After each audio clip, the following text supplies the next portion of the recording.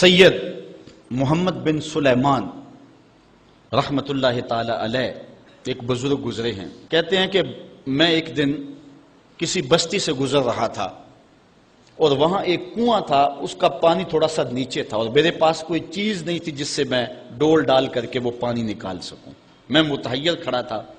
ساتھ ہی ایک شکستہ سا کچا سا مکان تھا، اس مکان کے اوپر ایک چھوٹی عمر کی لڑکی کھڑی تھی۔ مجھے کہنے لگی کہ آپ پریشان ہیں؟ میں نے کہا ہاں بیٹے، مجھے پریشانی یہ ہے کہ میں نے وضو کرنا اور نماز پڑھنی ہے اور وقت جا رہا ہے اور یہ پانی بہت نیچے ہے، اگر تم کچھ میری مدد کر سکتی ہو تو ضرور کرو۔ وہ چھت سے نیچے آئی اور اس نے آ کے اپنا لعاب اس کنویں میں پھینکا۔ حضرت شیخ سید محمد بن سلیمان فرماتے ہیں کہ میں نے دیکھا کہ یکا یک کنویں کا پانی اچھل کے کناروں تک آ گیا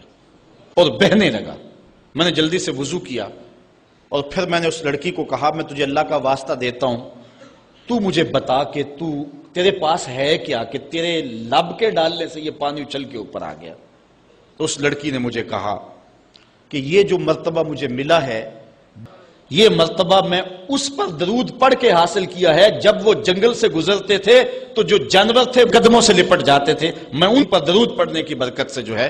وہ یہ مرتبہ حاصل کیا ہے۔ تو حضرت سید محمد بن سلیمان کہتے ہیں کہ پھر میں نے ارادہ کر لیا کہ میں ساری زندگی حضور علیہ السلام پر درود پڑھتے ہوئے اور درود لکھتے ہوئے گزاروں گا۔ حضرت سید محمد بن سلیمان رحمت اللہ تعالی علیہ کا پھر انتقال ہو گیا اور سوس نامی ایک بستی کے اندر ان کو دفن کر دیا گیا۔ پھر اس کے بعد 77 سال کے بعد ان کو وہاں سے مراکش منتقل کیا گیا اور آپ کو جب دفن کیا گیا، اور یہ بات اخبار مشہورہ میں سے ہے کہ آپ کی قبر کی مٹی سے درود کی برکت کی وجہ سے کستوری جیسی خوشبو آیا کرتی تھی، اور جب اتنے طویل عرصے کے بعد ان کو قبر سے نکالا گیا تو جب وہ فوت ہوئے تھے تو انہوں نے تھوڑی دیر پہلے حجامت بنائی تھی، اور جب لحد سے ان کو نکالا گیا 77 برس بعد تو ایسے لگتا تھا کہ جس طرح ابھی خط کروایا ہے، اور لوگوں نے ان کے جسم کو انگلی لگا کر کے دیکھا تو جس طرح ایک زندہ شخص کے جسم کو انگلی لگائیں تو خون ہٹ جاتا ہے اور جگہ زرد ہو جاتی ہے، تو ایسے ہی لوگوں نے پایا کہ جگہ زرد ہو گئی، پھر انگلی اٹھائی تو جو ہے وہ پھر وہاں دوبارہ سرخی آنے لگی۔ تو اس شخص نے بتایا کہ یہ دیکھو کیا ہے، تو پھر جو بھی زیارت کرنے آتا وہ انگلی لگا کے دیکھتا اور اس طرح دباتا آپ کی جلد کو، اور وہ زرد ہو جاتی اور پھر دوبارہ خون آتا، تو پھر ان کی زیارت بند کر دی گئی اور وہاں سوس سے اٹھا کر کے ان کو مراکش کے اندر دفن کیا گیا۔ جو شخص حضور علیہ السلام پہ درود پڑھے تو اس کو حیات جاوداں مل جاتی ہے۔ حضرت شیخ سید احمد کبیر الرفائی رحمت اللہ تعالی علیہ بہت بڑے بزرگ گزرے، ساری زندگی حضور پر کثرت کے ساتھ درود پڑھا اور حضور علیہ السلام کی طرف سے جو باطن میں جواب آتا رہا اس کو موصول کرتے رہے۔